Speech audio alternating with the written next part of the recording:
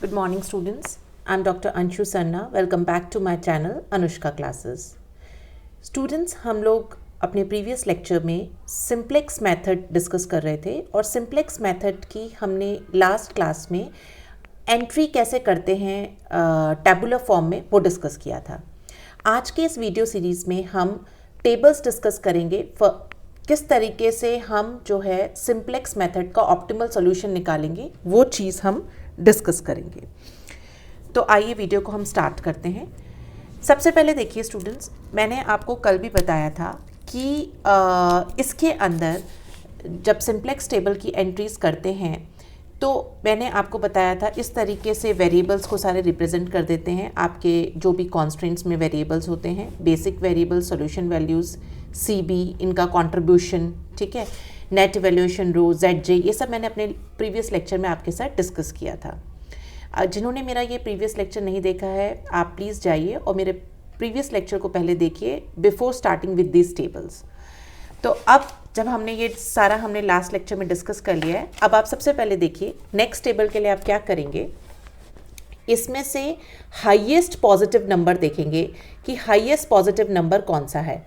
तो देखो इधर 64000 नेट इवैल्यूएशन रो के अंदर आपने हाईएस्ट पॉजिटिव नंबर देखना है. तो हाईएस्ट पॉजिटिव नंबर आपका कौन सा है? 6 है. तो अब आप क्या करेंगे, देखिए स्टूडेंट्स, फर्स्ट टेबल बनाएंगे और फर्स्ट टेबल के अंदर आप क्या करेंगे, इधर देखिए, फर्स्ट टेबल में आप सबसे पहले हाईएस्ट पॉजिटिव नंबर को मार्क कर देंगे इस तरीके से एरो बना के, ठीक है. इधर आप लिखेंगे मिनिमम रेशो. बाकी सारी एंट्रीज वैसे ही होंगी जो कि मैंने आपको प्रीवियस टेबल में बताई हैं. अब हम सारी टेबल्स की सॉल्यूशंस निकालना इस लेक्चर में सीखेंगे. तो उसके लिए आपने सबसे पहले क्या करना है, जो आपकी फर्स्ट टेबल होगी उसमें से जो नेट इवैल्यूएशन रो है उसमें से हाईएस्ट पॉजिटिव नंबर को देखेंगे और आप एरो से मार्क कर देंगे. इधर लिखेंगे मिनिमम रेशो.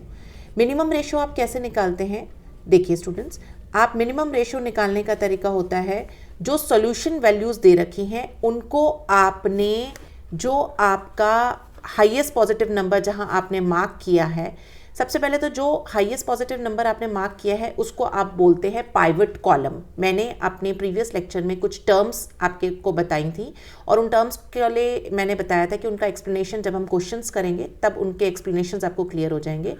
तो जो नेट इवैल्यूएशन रो में हाईएस्ट पॉजिटिव नंबर होता है वो पर्टिकुलर कॉलम जो होता है उसको हम पाइवट कॉलम बोलते हैं या फिर की कॉलम कहते हैं. तो मिनिमम रेशो आप कैसे निकालते हैं, जो सॉल्यूशन वैल्यूज दी होती हैं divided by your pivot column values. मतलब 720 divided by 1 will give you 720, 780 divided by 2 will give you 390, 320 divided by 1 will give you 320. अब as a name suggest minimum ratio, आपने इसमें से मिनिमम वैल्यू देखनी है. तो मिनिमम वैल्यू कौन सी है? 320. आपने यहाँ पर एरो मार्क कर दिया.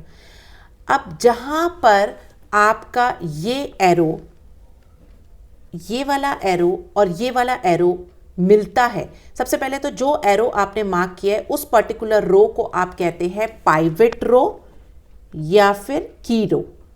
तो this is called your pivot row. अब जहां ये पाइवट रो और पाइवट कॉलम जिस नंबर पे मिलते हैं उस नंबर को आप बोलते हैं की नंबर या फिर पाइवट नंबर. तो आई होप स्टूडेंट्स ये चीज आपको समझ में आ गई होगी कि हाईएस्ट पॉजिटिव नंबर जो पर्टिकुलर नंबर होगा उस पर्टिकुलर कॉलम को आप पाइवट कॉलम बोलेंगे. मिनिमम रेशियो में से जो मिनिमम वैल्यू होगी वो एरो आप लगा के वो रो आपकी पाइवट रो कहलाएगी. जहां पाइवट रो पाइवट कॉलम मिलते हैं उसे हम की नंबर बोलते हैं. अब आपने क्या करना है स्टूडेंट्स कि सबसे पहले तो आपको ये क्लियर होना चाहिए कि अब जब हम ये पाइवट रो पाइवट कॉलम बना के की नंबर निकाल लेते हैं, तो जब हम नेक्स्ट टेबल बनाएंगे उस नेक्स्ट टेबल में क्या होगा कि जो रो और कॉलम आपका जिस उस पर मिलता है की नंबर, वो तो आपका की नंबर हो गया. वो पर्टिकुलर रो जब आप नई टेबल की एंट्रीज करेंगे तो उस रो का नाम हो जाता है न्यू रो और बाकी जो दोनों रोज होती हैं उनको आप कहते हैं रिमेनिंग रोज.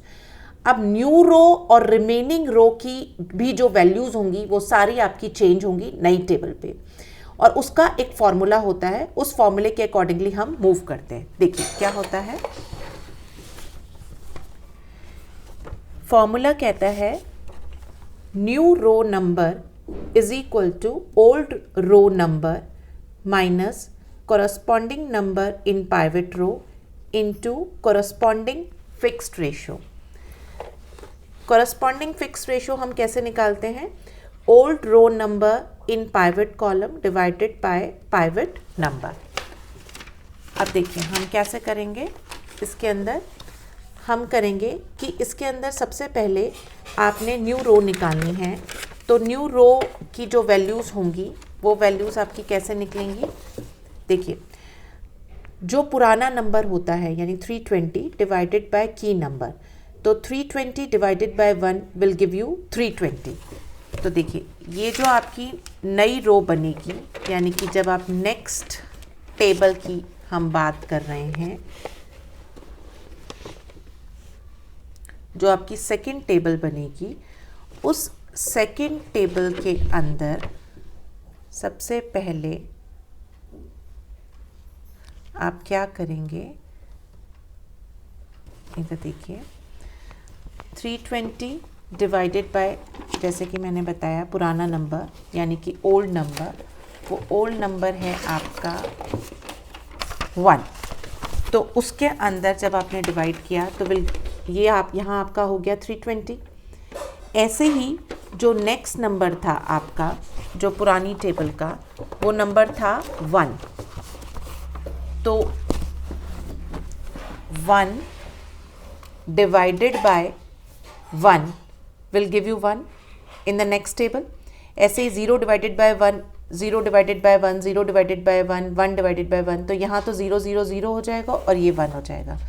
तो जो नई टेबल की एंट्रीज हुई आपकी वो हो गई 320 1 0 0 0 1. आई होप स्टूडेंट्स ये चीज़ आपको समझ में आ गई होगी. मैंने वापस में रिपीट कर रही हूँ कि जो आपने न्यू रो निकालनी है, न्यू रो उसका फॉर्मूला होता है old row numbers divided by your key number. तो देखिए, हमारी जो फर्स्ट टेबल थी, फर्स्ट टेबल में आपका नंबर था 320, तो old row number divided by key number. तो जब यहाँ पर हमारा की नंबर सब में बेस में 1 1 ही रहेगा, तो हमारे जो नंबर्स होंगे वो सेम ही आ जाएंगे नई टेबल में. अब जो रिमेनिंग रो होती है उसका फॉर्मूला आपका होता है न्यू रो, रिमेनिंग रोज का जो आपने निकालनी है, यानी कि आपने निकालनी है R1 एंड R2. तो आप कैसे निकालेंगे? फॉर्मूला होता है new row number is equal to old row number minus corresponding number in pivot row into corresponding fix ratio. और फिक्स रेशियो होता है old row number in pivot column divided by pivot number. मतलब कि आपने क्या करना है, इधर देखिए स्टूडेंट्स, मैं आपको बहुत इजीली समझाती हूँ. देखो, ओल्ड रो नंबर यानी कि हम डिस्कस कर रहे हैं 720. R1 रो निकालना है तो 720. तो देखिए 720 माइनस जो कोरस्पॉन्डिंग नंबर है आपकी पाइवेट रो का, है ना, यानी 720 माइनस 320 इनटू आपने क्या करना है, मैंने फॉर्मूला बताया है old row number in pivot column divided by pivot number. यानी कि इधर देखिए 720 minus 320 into old row number यानी कि 1 डिवाइडेड बाय 1, है ना. Old row number in pivot column, यानी पाइवेट कॉलम आपका ये था, तो old row number in pivot column, हम R1 रो निकाल रहे हैं, तो 1 divided by your key number. तो आपकी वैल्यू क्या आई? इधर देखिए value I 720 minus 320 is equal to 400. अब नेक्स्ट एंट्री देखिए, नेक्स्ट एंट्री आपकी क्या हो गई? देखो, हम इस रो की सारी वैल्यूज़ चेंज करेंगे.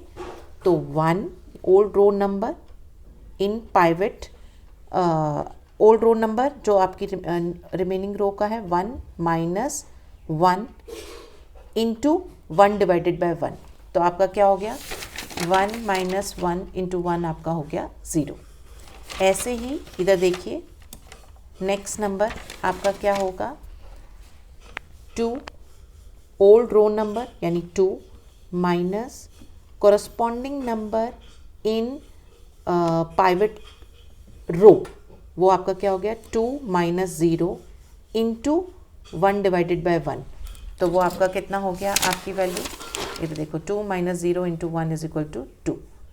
इसी तरीके से आप बाकी सारी वैल्यूज़ भी निकाल लेंगे। तो ये आपकी कौन सी हो गई, ये आपकी हो गई रो R1। तो अब जब आप नेक्स्ट टेबल में एंट्री फिलअप करेंगे तो आप इधर देखिए रो R1 की आपने सारी वैल्यूज़ जो निकाली हैं वो यहाँ पर लिख देंगे। एक और चीज़ स्टूडेंट्स कि जो आपकी थर्ड न्यू रो होगी वहाँ पर भी एक चेंज होगा। ये वैल्यूज़ तो आपने लिख दी थी, आपने क्या करना है, इधर देखिए जो फर्स्ट टेबल है, फर्स्ट टेबल में जो की नंबर के ऊपर का वेरिएबल होता है, मतलब S3 अब रिप्लेस हो जाएगा X1 से, और X1 का कंट्रीब्यूशन क्या है 6, 0 की जगह यहाँ पर 6 आ जाएगा आपकी सेकंड टेबल के अंदर, मतलब कि यहाँ पर। ठीक है, अब दूसरी बात, R1 रो आपने निकाल ली, रिमेनिंग रोज। ऐसे ही अब हम R2 के लिए निकालेंगे, सारी एंट्रीज फिलअप करेंगे। तो उसके लिए भी हमने क्या चीज़ यूज़ करनी है, वही वाला वैल्यूज़ फॉर्मूला। देखिए ये वैल्यू आपने चेंज करनी है R2 की, तो आप क्या करेंगे, ओल्ड रो नंबर यानी 780 minus corresponding number in pivot row यानी कि 320 into old row number in pivot column यानी 2 डिवाइडेड बाय 1। तो आपकी वैल्यू क्या आई, इधर देखिए 780 minus 2 into 320 will give you 140। तो आपकी एंट्री में यहाँ पर क्या हो गया 140। ऐसे ही नेक्स्ट नंबर हम निकालेंगे। नेक्स्ट नंबर आपका क्या हो गया, नेक्स्ट नंबर आपका हो गया 2 ओल्ड रो नंबर यानी 2 minus corresponding number in pivot row यानी 1 इंटू 2 डिवाइडेड बाय 1, है ना। 2 minus 2 into 1 is equal to 0।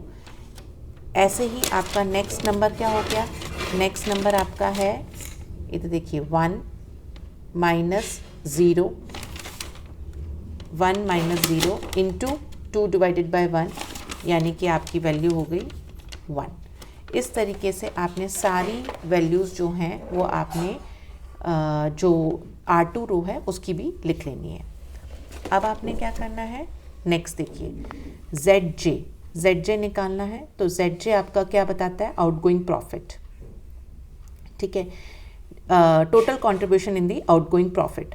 तो अब आपका क्या हो गया, ZJ आप कैसे निकालेंगे, 0 into 0 plus 0 into 0 plus 6 into 1 will give you 6। ऐसे ही 0 into 2 plus 0 into 1 plus 6 into 0 will give you 0। इस तरीके से आपने सारी टेबल की एंट्रीज़ को मल्टीप्लाई करना है और ऐड करना है। अब नेक्स्ट आपका क्या हो गया, CJ माइनस ZJ यानी नेट इवैल्यूएशन रो।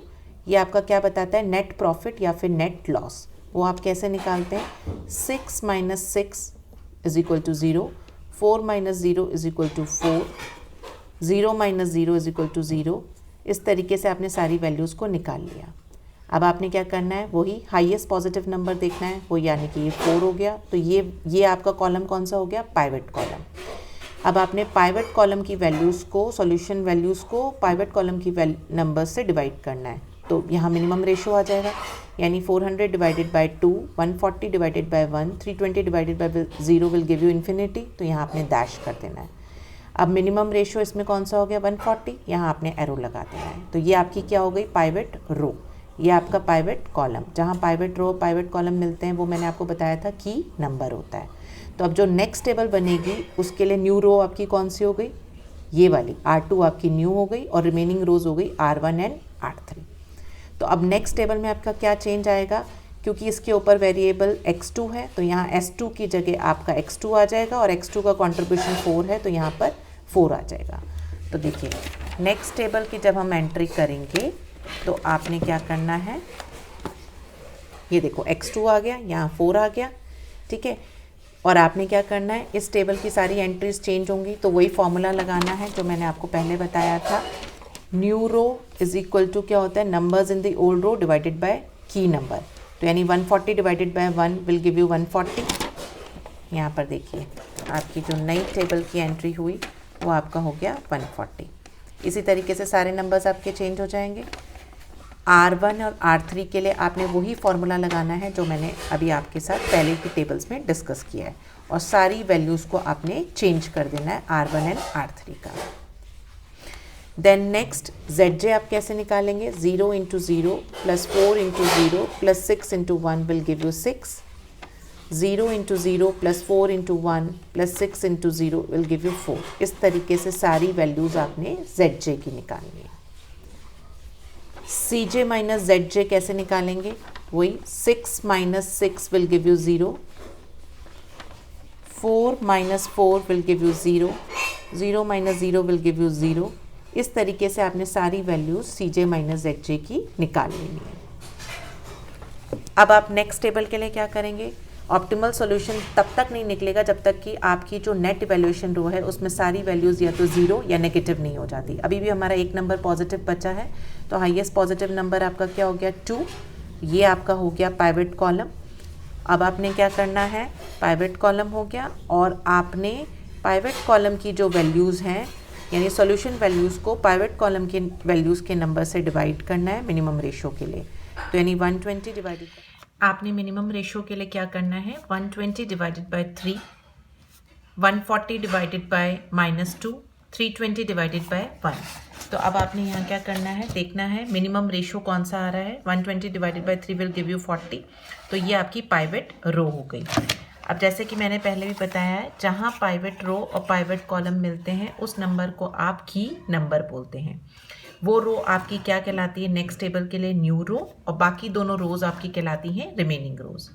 तो अब आप जब नेक्स्ट टेबल की एंट्री करेंगे तो न्यू रो के लिए ये जो की नंबर के ऊपर का वेरिएबल है यानी S1 की जगह आपका आ जाएगा S3 और इसका कंट्रीब्यूशन 0 है, यहाँ पर आ जाएगा 0 आपकी नई टेबल की एंट्रीज में। और ये सारी वैल्यूज़ जो होंगी वो आपकी कैसे निकलेंगी, वही फॉर्मूला लगा के। न्यू रो का फॉर्मूला क्या होता है, number in the old row divided by key number, यानी 120 divided by 3 will give you 40 in the new table. ऐसे ही 0 divided by 3 will give you 0 in the next table. तो इस तरीके से ये आपकी न्यू रो की टेबल की एंट्रीज हो जाएंगी। रिमेनिंग रोज आपकी कैसे निकलेंगी, रिमेनिंग रोज आपकी हो गई R2 एंड R3। इसके लिए वही फॉर्मूला लगाना है, जैसे R2 के लिए number in the old row यानी 140 माइनस कोरस्पॉन्डिंग नंबर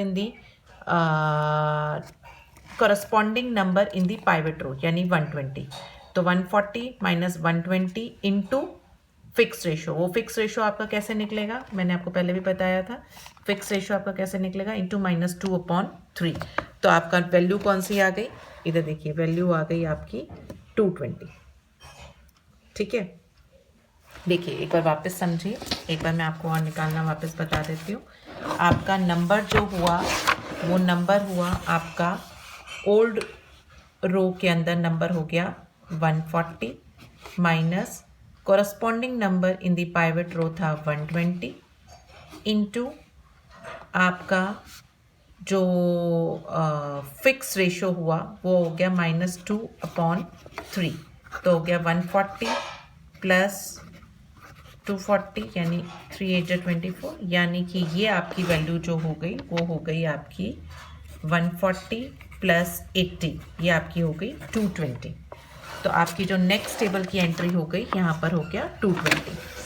इस तरीके से आप सारी वैल्यूज़ को यहाँ पर निकाल लेंगे R2 के लिए और R3 के लिए। अब आप ZJ कैसे निकालेंगे, ZJ हो गया 0 into 40 plus 4 into 220 plus 6 into 280 will give you 2560।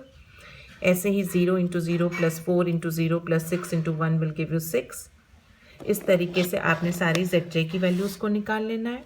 CJ minus ZJ कैसे निकलेगा, 6 minus 6 will give you 0, 4 minus 4 will give you 0।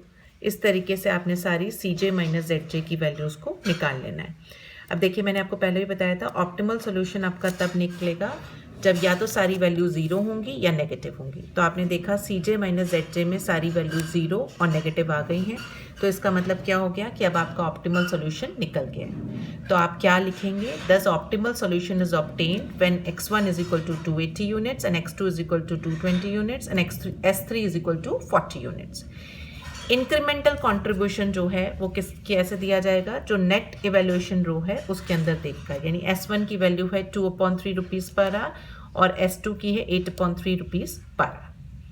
तो आई होप स्टूडेंट्स आपको ये सिंप्लेक्स मेथड का मैक्सिमाइजेशन केस अच्छे से समझ में आ गया होगा। अगर आपको मेरा ये वीडियो पसंद आया है तो please don't forget to like, share and subscribe my channel. And also students, इसके जो नोट्स हैं वो मैं आपको डिस्क्रिप्शन बॉक्स में दे दूँगी। अगर आपको ये नोट्स चाहिए तो आप मेरे लिंक में जाकर, डिस्क्रिप्शन बॉक्स में जो मैंने लिंक दे रखा है उसके अंदर जाकर आप नोट्स को डाउनलोड कर सकते हैं। And also please don't forget to like, share and subscribe my channel. Thank you.